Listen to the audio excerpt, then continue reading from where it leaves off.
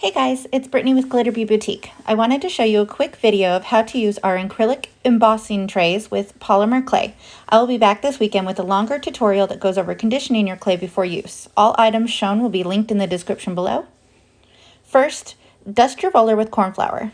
Roll your clay to a uniform thickness. I like about 3 millimeters to start because you'll flatten it more while pressing.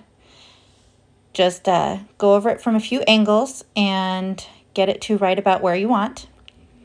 Next, you'll dust the clay and the acrylic embossing tray with corn flour. This helps prevent any sticking that might occur when peeling the design. Make sure you tap off any extra flour before rolling. Place your clay over the design and firmly but gently roll your clay from all directions to help make sure you're pressing the clay into each bits of the design.